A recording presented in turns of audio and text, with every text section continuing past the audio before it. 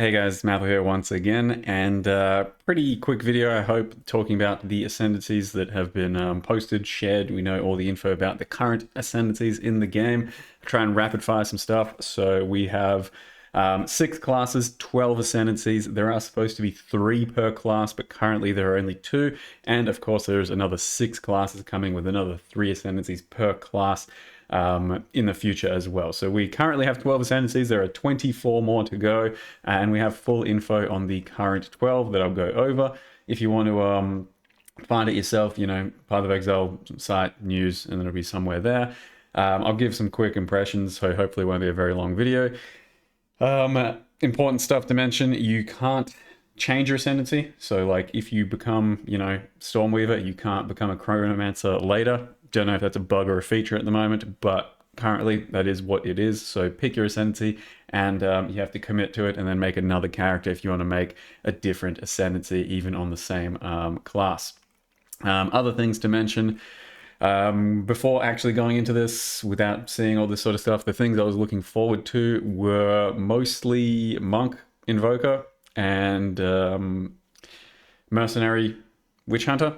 After that, I am still looking forward to Monk Invoker, as well as Witch Hunter. Not as much on the Witch Hunter, more so on the Stormweaver, and maybe more so on, if we're looking at stuff, Titan I thought looked cool too. So that was quick first impressions, and before I go any further, I will also say, if you're looking around at other people and they're saying, wow, you know, here's a tier list of the best ascendancies, and here, this one's obviously the best and it's going to be insane for builds and shit, just fucking stop watching those people. That's what I'll say. It's not worth it. They don't know anything about the game yet, neither do we. Most of these ascendancies, most of these choices need context for how the game's going to be played, for how strong certain skills are going to be, how strong certain builds, how the playstyle is going to be.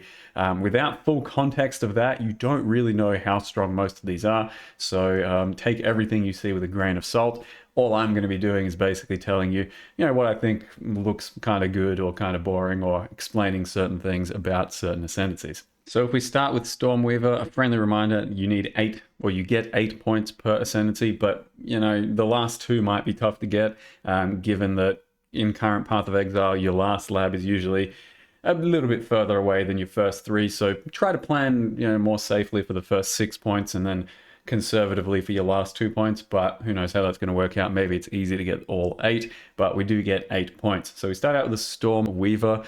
It's pretty elemental, mostly just like, or entirely basically, cold and lightning. And then it also looks kind of like the premier mana ascendancy because it has Arcane Surge. Uncertain if there's other ways of getting Arcane Surge in the game, but currently it's going to give you 10 more cast rate, 20 more mana regen rate, and then if you stack a bunch of mana regen, a bunch of max mana, you get more Arcane Surge effect. Even with a shitload of max mana, I mean, it'll be good, but it won't be like insane. We'll see. This one has potential to be the premier for max mana stacking, and then like Archmage and stuff.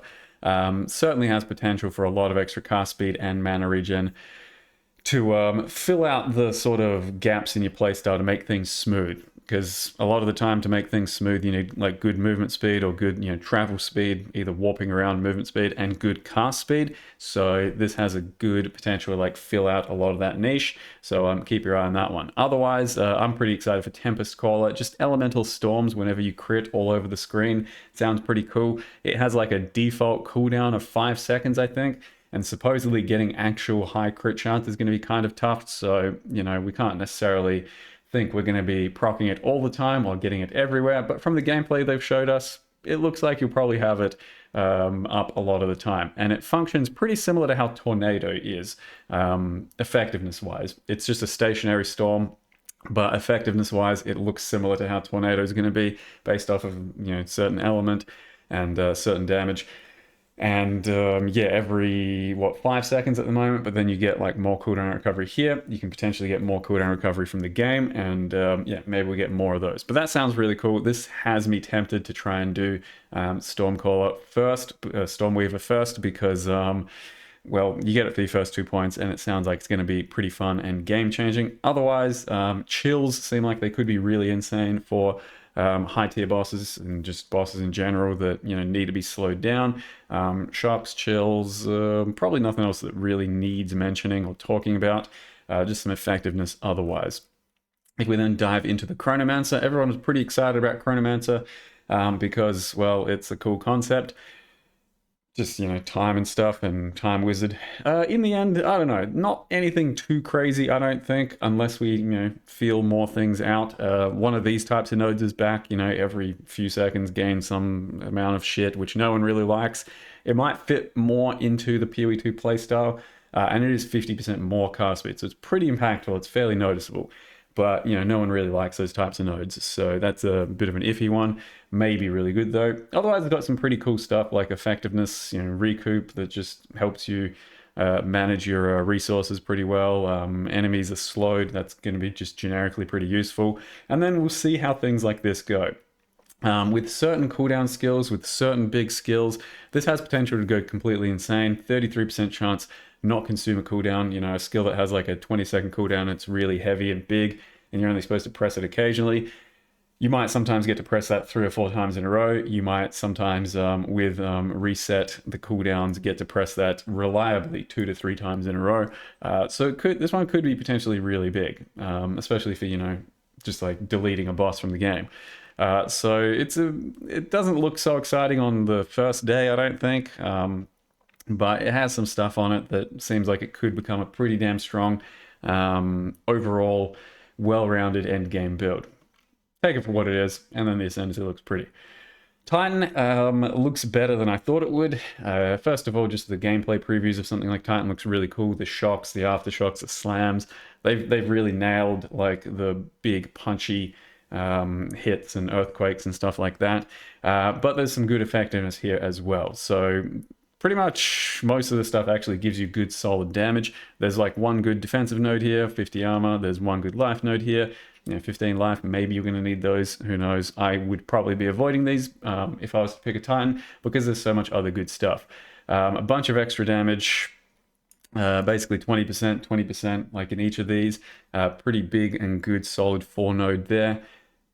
Bit of a backpack, everyone loves that, but then 50% effect of small passive nodes. A lot of people are calling that crazy and thinking that that one might be one of the more broken ascendancy nodes. Bear in mind, early on, it's going to be very weak, but then as you level up, it gets better and better.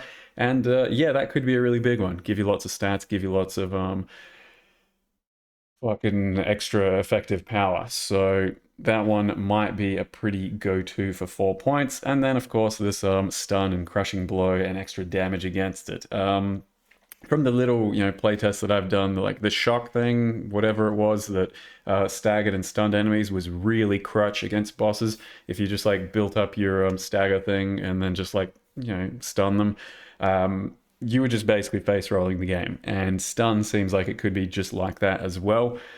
So keep that in mind, that once building for like stun and knockdown and stagger or whatever the fuck, you might just actually be like proper face rolling the game, because it might be a bit overtuned to the point where things don't really get to do things against you very often. Otherwise, it looks pretty impactful, and I think a lot of people are going to be playing this one. Warbringer just looks overall pretty defensive, but also has a good chance to be pretty offensive as well, with break armor equal to 10% of hit damage dealt. Supposedly this goes beyond. With this, can break enemy armor to below 0. Don't know how relevant that is. It might take too long to get ramping and going, but on larger enemies, on longer boss fights, that might end up just kind of cascading to the point where you do quite a lot of damage. Encase and Shade could be pretty OP, because like it just helps you take all kinds of damage when pressed, and then you might not really need many defenses for some boss fights. If we're thinking, let's just say there's like one big attack you have to really plan around. If you just have this up your sleeve and press that just for that one big attack, and then other than that you're chilling, then you can kind of not have too many other defenses. So that one's a bit of an X factor, could be pretty cool. Spirits Wind Totem, just nice effective extra bonus stuff. 20% damage taken, pretty good as well. And then the shield stuff, not sure how relevant these two are going to be. Just shields in general already sound like they're going to be pretty big. And you know, when actually used against proper enemies, it's gonna be tough though. I do think that's gonna be a bit of a question mark, because they said that you can block pretty much all hits when your shield's up, but then you got to watch for, you know, the red effect against from coming from enemies that mean things are not blockable. And I think that one's going to be tough, because even on the example they showed on the video, it was already kind of hard to tell if that monster was winding up an unblockable attack. And I have a feeling that some bosses and some mobs are going to be doing these unblockable hits that you won't really be able to tell are fucking coming for you. So you're going to be thinking, I'm going to block, and nope, no block. And that one's going to be a bit iffy, potentially. Just blocking in general. That's just my 2 cents. I don't know how it's going to end up working out. Maybe it will be good, maybe it will be fine, but keep that in mind. Deadeye, a lot of people are complaining about that looks a bit boring or something, but it kind of is what it is. Like it's yeah, similar to the one from PoE 1, but if you had never played PoE 1, then this all looks like pretty good stuff. For a ranger, you can't do much better. There's some good effective stuff from being at a distance. There's some good effective stuff to make you proj more, to be a bit faster. And Tailwind, granted, you can get good amounts of Tailwind quickly. Looks pretty nutty. 30% increased skill speed is pretty damn good, and 150% increased evasion rating at 10 stacks. So the 10 movement speed isn't huge, but the rest of it, on top of all that, should make you feel like an absolute beast, provided you can get a lot of Tailwind stacks quickly. Don't know how quick that's going to be in PoE 2 with various stuff you're doing, but that one could be very, very nice, and make for a very evasive playstyle, very fast, snappy playstyle. One additional proj, still pretty good as always, especially in a game where it's probably going to be harder to get that sort of stuff. This stuff, we have really no idea how good it's going to be, because currently, like, we don't have a grasp on what exactly we're going to do with our charges, frenzies, powers, endurance, and how, you know, realistic it is to get more of them, what they're going to do for our consumption and shit. So that one, it's, yeah, you can't really judge it yet until it's out. And then an additional mark, I haven't really seen what the marks do yet, but if it's anything like PoE 1, then an additional mark is actually pretty fucking big, and that could be a huge node. So for the bow users out there that are still going to start bows and stuff, I think Deadeye is actually looking pretty solid. Can't really go wrong, and just a nice good ascendancy again. Pathfinder, once again, I think people weren't too hyped on it, but it has some effective looking shit on it. Premier poison class as always, because the poison prolif, glad that's still in the game, insane. Double the number of poisons. Supposedly you start out with like one poison or something, but I don't really know. Either way, surely, you know, for poison, this stuff looks like it's going to be, you know, a whole bunch of extra power. And then if you go into the flask sort of thing, all of these have potential to be kind of good on their own. Getting rid of, you know, mana flask potential that maybe you don't need, but using it for some other really big shit. I have a, you know, hunch that poison concoction Pathfinder is going to be one of the easiest sort of like starting scenarios for most characters. Just, you know, do a Pathfinder, do some poison, throw some poisonous concoction. It's probably going to be set up to be pretty good on day one. And then you can have some other stuff. 5 skill points, I feel like that's a little weak. 10 would probably be too much, but I think something like 8 would be nicer. So the 5 skill points to me seems a bit weak. Speed unaffected by slows could just actually be really strong if we, you know, come across a lot of slows out in the game. And then 30 less movement speed penalty when using skills while moving is probably going to feel really good. Like, trying, it doesn't look huge, but trying out, you know, you're attacking and moving at the same time, and then trying that out, you're probably going to feel a lot faster, and it might make your gameplay a lot more fluid. So this might end up being pretty damn worth getting as well. But yeah, the flask stuff looks really cool, and I think overall Pathfinder's looking pretty strong. Blood Mage is looking really quite potent. It is a bit of an X factor in my entire opinion. I think it's the most X factor on the list. That and Gemling.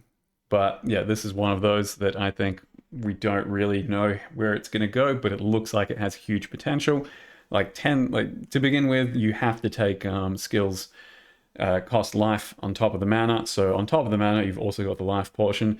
You got to solve both at once, but getting the spell leeched as life is pretty easy to just solve that immediately. And that's quite a lot of extra spell leeched as life. We don't really know what the bleeds are going to be like and bleeding magnitude. Supposedly you can bleed with like spells now, and if elemental damage contributes to that as well, all sources of like stuff go towards bleed. That I think could be an insane starter without too much scaling. Just as a potential, thought process. Usually, like the crit stuff scales later and harder and much more work into it, whereas bleed is usually pretty safe to get you through things, certainly on lower gear levels and stuff. But, if spell bleed goes off, then this one's pretty damn huge. The crit ones, of course, like I said, if crit ends up being pretty damn, attainable and worth it and all that, then these crit ones are going to be absolutely huge as well, I think. Bear in mind that a lot of base spells do already have a lot of base crit. Like cold spells, I think, have like, 12, 13 kind of crit. So it's only really going to be good for certain spells that are pretty low on the crit level to begin with. Otherwise, Progenesis Flask, I mean, that could end up being huge, something like that, as just pure defensiveness, a bunch of extra life. Infinite Duration Curses, I doubt that's going to be anything unless there's some real niche cases where your curses get like low and they're supposed to be reapplied a lot, but instead you got infinite. This one doesn't seem too hot to me, but who knows. Otherwise, yeah, some really thick stuff on here, and provided that, it works out for various reasons, this one could be one of the most powerful out there by a margin. We then have Infernalist, looks really cool. SRS looks like it's going to be a fun playstyle, and this one's kind of for it. This seems kind of like the minion Ascendancy, so you can do lots of stuff with it, but if you want to be pushed in a certain direction, I feel like this one's, a little bit more minion heavy than some of the others. You get a Hellhound to begin with, and if it's anything like the Guardian current PoE 1 extra pet thing, then this thing will help hard carry you through the campaign. So keep that in mind. First 2 points, Loyal Hellhound, probably going to just help hard carry you through the campaign. And this one's pretty tempting for me to start, just because I have a strong feeling that this is gonna, help me just get through the campaign easily. We then have things like, reserve your life, and life for various different bonuses, so you can get more spirit, which bit of a minion sort of thing if you want more spirit. You can stack life and then go low life as well. Because of this one, quite a bit easier. Demon form is what everyone's kind of excited about. Currently, from what people have said, you can't use weapons while in demon form, so like you get a bunch of extra power, but some of that power is taken away because weapon stats don't matter. So that's potentially scary. Who knows what that's really going to be like? And then sustaining it might be a bit tough, just because you're like degenning a lot early on, and you need a good amount of regen over the top early on, which is hard to get. So keep that in mind. You can get it very early on, but will you actually be able to use it to great effectiveness? Not really sure. I think Hellhound's probably the safer pick to start with, and then maybe see how that goes. But don't let me make decisions for you. Maybe it's crazy, and it's just fun to press every now and again to begin with. Aside from that, we have 2, 3, 4. Which ones? Yeah, those. And the Infernal Flame mechanic. That one's a bit weird, and that one's going to be, I don't know. Kind of, I mean, it's very like ignite heavy, so if you're going like an ignite build, then it makes sense. Otherwise, replacing mana to begin with might be just really cool to solve mana, provided you can manage the Infernal Flame more, and provided you taper your playstyle a bit more. But yeah, could just be an absolute go-to if Ignite builds are kind of taking off and making a lot of sense in this game. But Infernals looks really cool as a whole theme. Witch Hunter, just the graphic alone makes me want to play it. Looks insane. Van Helsing style shit. Love it. A candelabra. Yep, looks good. The stuff looks a bit bland though to me. Like, it's good stuff. It's good effective stuff, but it's nothing, that makes you build any really crazier. So Culling Strike for normal monsters, quite powerful, goes to 30% or something, 30%, and then Decimating Strike from 5 to 30% on your first hit. So combo these two and your clear is going to be insane, especially with extra explode as well. If you take that and the extra explode, your clear is probably going to be absolutely mental, because everything's like half life and then half of it's like fucking exploding, right? That's going to be pretty nuts. And also pretty effective for single target, I'd say, as well. And then this will help you build more into 2 different weapon styles and 2 different skill styles, which could be pretty damn juicy. The concentration thing yet to be seen, so it's just going to be about the cooldown recovery of what mobs do, monsters and bosses. And that one, it can be really good, so they don't cycle their attacks as much, but it's also, just as a word of warning, it sometimes makes bosses and monsters feel weird to fight, because Once you fight a boss a certain amount of times, you kind of get a feel for what they're doing, their telegraphs, and the routine and what you dodge when you dodge. When you start fucking with their like cooldown recovery rate and start fucking with their order of skills and shit, it's harder to predict. So yeah, it can be good, and if you get used to it and adjust to it and stuff, it can be really good. But it can also be a bit iffy where you're just like fucking up the monster rotation. So careful for that one, but otherwise, you know, still potentially really good stuff. And then sorcery ward, same as what Elementalist currently has. So just really powerful stuff that you can build into for elemental damage. If a lot of the bosses that you're targeting, especially you know in end game, or if in general we find out a lot of bosses do elemental damage, then this one's going to be pretty damn strong to just have up your sleeve to face tank quite a bit more. The Gemling Legionnaire is one of the other big X factors. We don't really know what quality does, but it might be more of an end game mechanic. And if so, you know, if quality is really good for a lot of things, then this one's actually going to be pretty insane.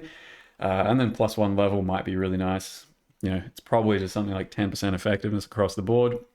30 less cost of skills doesn't seem too insane to me, unless it is tough to fix resources and resource management in general.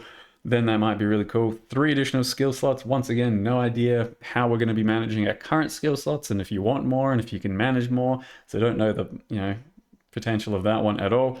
2 copies of same support gem. Once again, not really too sure how strong that's going to be. There's probably going to be many cases where you want to use a second additional support. So like, you know, GMP, you want to use it twice in 2 different skills.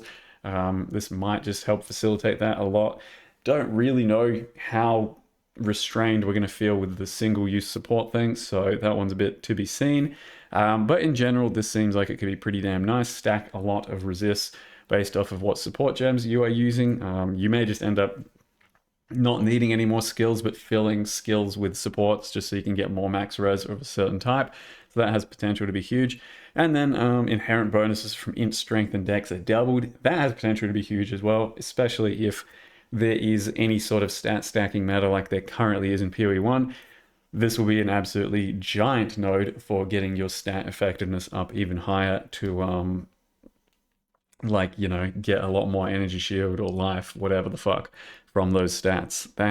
So overall, Gemling's a pretty big X factor, but I think once the dust settles, it'll probably be one of the stronger ones out there. If things are good the way they are, who knows. Monk. This is most likely what I want to start. I wanted to just try the Monk out, be a bit of a melee dumbass and stuff. And it has some really strong stuff in the Invoker side of things. So lead me through grace and protect me from harm. This is kind of like the old Trickster node, but instead of, you know, certain things, you get Spirit. So Spirit is going to be what you reserve your auras with. And that could be a lot of extra Spirit, a lot of extra aura reserve, and that sounds pretty cool. And then protect me from harm. Evasion rating, giving you like a second kind of fail-safe defensive mechanic. That could be really juicy. Provided we can get enough evasion rating that evasion still feels pretty good on top of the armor, then or the phys damage reduction. Yeah, this too could just be a staple setup in almost every monk setup, and I'm looking forward to seeing how these unfold. Meditate, so pretty strong stuff to just give yourself extra energy shield if you're building into energy shield to start a fight out with, to face tank a bit more mid-fight, etc. I doubt I'm going to be taking that just because it's not spicy enough, but you know, it might be really worth it. I am the Blizzard, I am the Thunder, and I shall rage. This is very much just so this is similar to what Warden has, and it's a huge buff that once you've built up, you press and you just annihilate things because it's a lot of extra damage. I don't know exactly if it's the same as the Warden one in PoE 1, but if it is, then yes, huge button to press for huge amount of damage.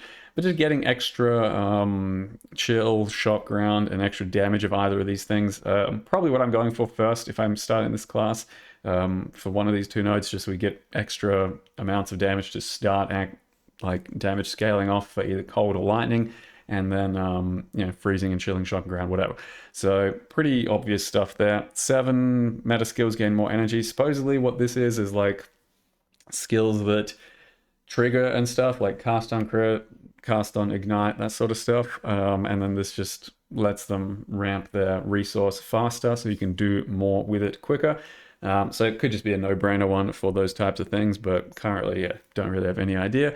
And then we got the Inquisitor nodes to ignore early res. And then Elemental Expression, which is kind of like a Wild Strike on crit. This shit should be very, very fun, provided we can get our crit numbers up high enough that this is all relevant. Then this shit should be really good, really fun. I'm just worried about getting our crit up, especially as a melee character, especially as one that probably has to, like, you know, manage to build a bit more overall so we can tank things and stuff. But this seems like it might just be the staple, and then you only get to pick either this or this. So this one's it's a bit tough to navigate and won't really know till we're there. But this one, I don't really, I don't know how I'm going to do that one until I get there. Likewise with the Chayula monk, the chonk, as people like to say. This one's a bit also who the fuck knows. The top two nodes are probably going to be the things you almost always want. Build it into energy shield, mana leech is instant, and then instantly leech that energy shield. That has potential to be huge for your survivability, for your defensiveness, provided you can get good enough energy shield for that to matter, and mana leech reliably enough. So like this buff here will give you mana leech, hopefully all of the time, but hopefully there's other ways of getting good mana leech as well. If so, then this, and comboed with this, should just be a really strong setup for a class. So 1, 2, and then what is it, 5, 6? Yeah. This one I'm pretty curious to see how it works out as well, but I really don't know. I really don't know the power of Chonk here. Like Chill's Gift, strong, but not something I'm, you know, desperate to grab. And then Reality Rending, once again, decent, and you only really know when, you know, you've built more of a real character as to how much you want something like that. But then the Darkness is a real big X factor. Don't know about that one. Removing all spirits so you don't have any auras, kind of weird.